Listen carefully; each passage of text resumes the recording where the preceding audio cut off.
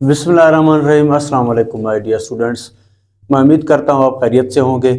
आज हम डिस्कस कर रहे हैं 10th क्लास मैथमेटिक्स का चैप्टर नंबर 1 एक्सरसाइज 1.1 का क्वेश्चन नंबर 3। और क्वेश्चन नंबर 3 का हम पांचवा पार्ट डिस्कस कर रहे हैं। क्वेश्चन नंबर 3 में कहा गया है कि solve the following equation by completing square. आपने इसको कंप्लीटिंग स्क्वायर मेथड से सॉल्व करना है। देखो, जब भी हम किसी इक्वेशन को सॉल्व करते हैं तो सबसे पहले हम उसको स्टैंडर्ड फॉर्म में ले आएंगे। अगर वो स्टैंडर्ड फॉर्म में है फिर तो ठीक, मतलब किस तरह ax² plus bx plus c is equal to 0। मतलब पहला काम क्या है, किसी इक्वेशन को सॉल्व करने से सब पहले उस इक्वेशन को आपने स्टैंडर्ड फॉर्म में ले आना होगा। स्टैंडर्ड फॉर्म ये होती है x² वाली टर्म होनी चाहिए, फिर x वाली टर्म होनी चाहिए, फिर कांस्टेंट टर्म होनी चाहिए और इज इक्वल टू 0 होना चाहिए।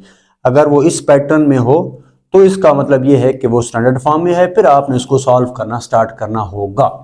ये बात हो गई। तो आप चेक करें आपका जो क्वेश्चन है वो स्टैंडर्ड फॉर्म में है या नहीं है। तो बिल्कुल ऐसा ही है, लेकिन सिर्फ एक चीज मिसिंग है कि इसमें कांस्टेंट टर्म नहीं है। x² वाली टर्म है, फिर x वाली टर्म है, फिर कांस्टेंट टर्म होना चाहिए था, अब नहीं है। नहीं है तो फिर मसला खत्म, हमारे लिए और ही आसानी पैदा हो गई। तो इससे फर्क नहीं पड़ता, अब कांस्टेंट टर्म नहीं है तो मसला नहीं है, बाकी इसकी पैटर्न बिल्कुल सेम है। ये बात हो गई। तो देखिए अब हम इसको कैसे सॉल्व करते हैं। पहला इसके कुछ स्टेप्स होते हैं ना। पहला स्टेप क्या है इसका, कंप्लीटिंग स्क्वायर को सॉल्व करने के 2-3 स्टेप्स हैं, बहुत ही आसान से हैं। सबसे पहला काम क्या होगा, पहला स्टेप कि आपने x² का जो कोफिशिएंट है उसको आपने खत्म करना होगा, 1 करना होगा हर हाल में। अगर तो ऑलरेडी 1 है फिर तो वेल एंड गुड, फिर तो मसला ही खत्म है। अगर 1 नहीं है तो पहला काम यह होगा कि आपने x² के कोफिशिएंट को खत्म करना होगा। अब इधर कोफिशिएंट कितनी है, 3 है, तो 3 को कैसे खत्म करेंगे। जाहिर सी बात है, इस पूरे इक्वेशन को मैंने 3 के साथ डिवाइड करना होगा, तब 3 और 3 कैंसिल हो जाएंगे और x² का कोफिशिएंट 1 बन जाएगा। तो आप लिख दें dividing by 3 on both side. देखिए इस केस में हम 3 के साथ डिवाइड करेंगे। अगर कोई ऐसा क्वेश्चन हो जिसमें x² का कोफिशिएंट 2 हो या 5 हो या 6 हो तो उसी के साथ हम डिवाइड करेंगे।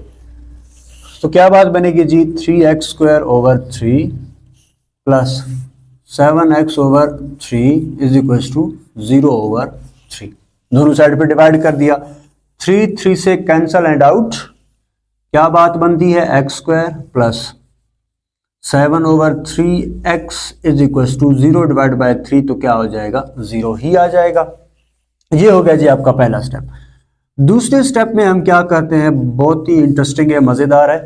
अब देखिए इस केस में कांस्टेंट टर्म नहीं है। वैसे दूसरे स्टेप में ये हुआ करता है कि आपने कांस्टेंट टर्म को राइट हैंड साइड पे शिफ्ट करना होता है, लेकिन इस केस में कांस्टेंट टर्म नहीं है। तो इसका मतलब है 7 जो स्टेप 2 है वो आपका हो गया, उसको करने की जरूरत नहीं है। जाहिर सी बात है ना, अब कोई कांस्टेंट टर्म है नहीं तो मैं किसको राइट हैंड साइड पे शिफ्ट करूं। तो ये काम आपका ऑलरेडी हुआ पड़ा है। अब इस इक्वेशन को हम 1 का नाम देंगे, या तो कांस्टेंट टर्म होगा उसको शिफ्ट करके उस इक्वेशन को 1 का नाम देंगे। अब इधर कांस्टेंट टर्म है नहीं तो इसी इक्वेशन को 1 का नाम देंगे, क्योंकि आगे जाके इसने इस्तेमाल होना है, हर क्वेश्चन में यही होगा। अब स्टेप 3 की बारी है। स्टेप आप देखें ना, ये स्टेप 1 2 3 लिखे या ना लिखे इससे फर्क नहीं पड़ता, मैं सिर्फ याद दहानी के लिए, मेमोराइज करने के लिए मैं ये स्टेप्स लिख रहा हूं, बाकी कोई मसला नहीं है। स्टेप 3 बहुत ही खूबसूरत है। आपने ये करना है, ये जो x का कोफिशिएंट है, x के कोफिशिएंट को आपने 1/2 के साथ मल्टीप्लाई करना है और फिर आपने उसको सिंप्लीफाई करना है। बस ये काम है और कोई मुश्किल बात नहीं है। हमेशा हमेशा हर क्वेश्चन के लिए x के कोफिशिएंट को आपने 1/2 के साथ मल्टीप्लाई करना है। तो क्या बात बनेगी, आप लिख दें यहाँ पे 7/3 मल्टीप्लाइड बाय 1/2। इसकी वजह भी है कि हम क्यों 1/2 के साथ मल्टीप्लाई कर रहे हैं, ये आगे जाके हमें स्क्वायर को कंप्लीट करने में हेल्प करेगी। अब ये बात फिलहाल आपको समझ नहीं आएगी, आगे जाके समझ आएगी आपको ये बात। तो 7/3 मल्टीप्लाई किया 1/2 के साथ। अब सिंप्लीफाई करते हैं, देखते हैं कटिंग होती है तो कटिंग करेंगे, लेकिन इस केस में कोई कटिंग वगैरह नहीं हो रही, तो फिर ऊपर वाले आपस में मल्टीप्लाई हो जाएंगे, नीचे वाले आपस में मल्टीप्लाई हो जाएंगे। 7 1 जार 7 और 3 2 जार क्या आ जाएगा जनाब, 6 आ जाएगा। तो ये काम करने के बाद जो भी चीज आती है, ये आपका रफ वर्क नहीं है, ये बिल्कुल आप इस स्टेप के नीचे लिख देंगे, कोई मसला नहीं है। ये जो चीज आती है इसका स्क्वायर लेके इस ऊपर वाले इक्वेशन में दोनों तरफ ऐड कर देना है। जो चीज आएगी उसका स्क्वायर लेके इस इक्वेशन में दोनों तरफ ऐड कर देना है। तो आप इधर लिख देंगे adding 7/6 whole square on both side of equation number 1।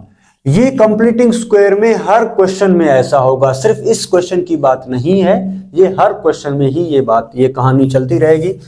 तो चलें जी, मैं ऐड कर रहा हूं x² प्लस 7/3x प्लस क्या चीज प्लस कर रहा हूं, 7/6 का होल स्क्वायर मैंने इस तरफ भी प्लस कर दिया, और इज इक्वल्स टू इस तरफ भी मुझे प्लस करना होगा 0 प्लस 7/6 का होल स्क्वायर।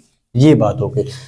यहां से आगे कहानी इंटरेस्टिंग है। हमेशा ऐड करने के बाद लेफ्ट हैंड साइड पे 3 टर्म्स आएंगे।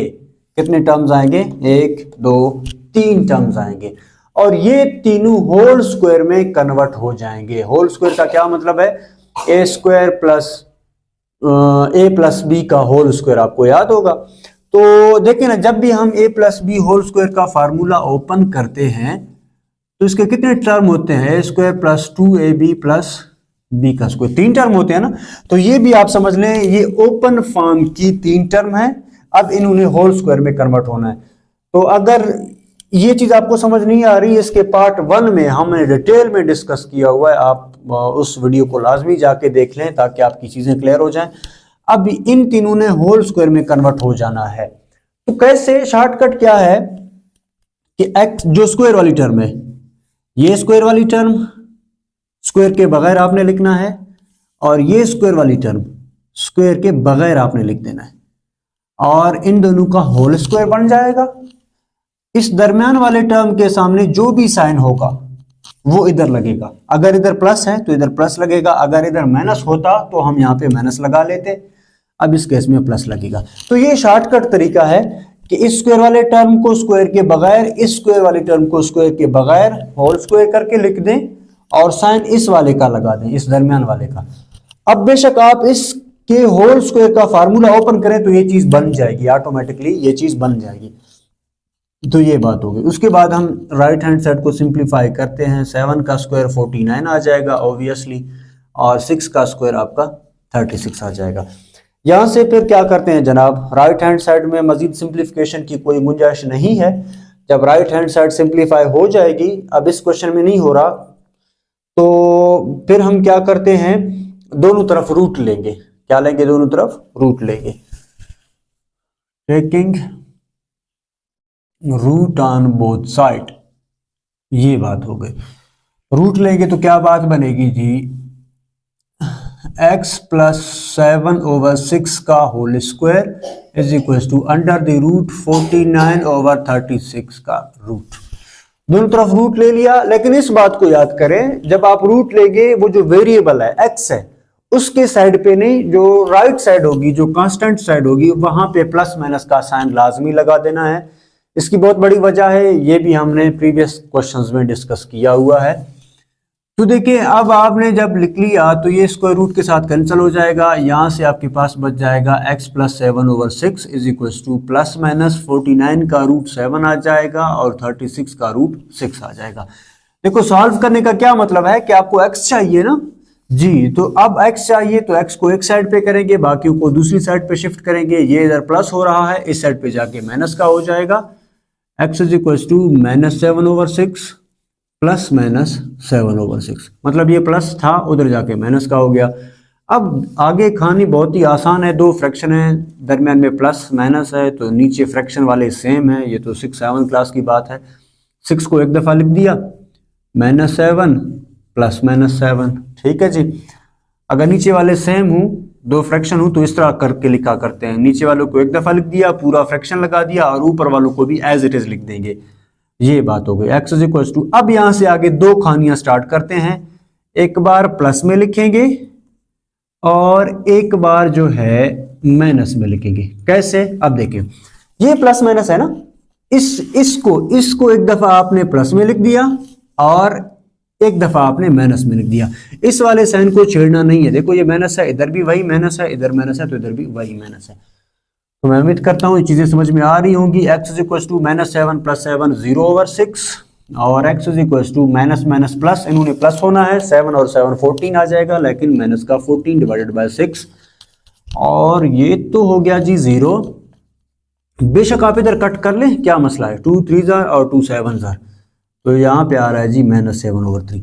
इस तरह आपने इन इक्वेशंस के रूट फाइंड आउट कर लिए। जो आंसर आते हैं ना उनको रूट ऑफ द इक्वेशन कहते हैं। ठीक हो गया। तो मैं उम्मीद करता हूँ ये छोटा सा क्वेश्चन आपको समझ में आ गया होगा।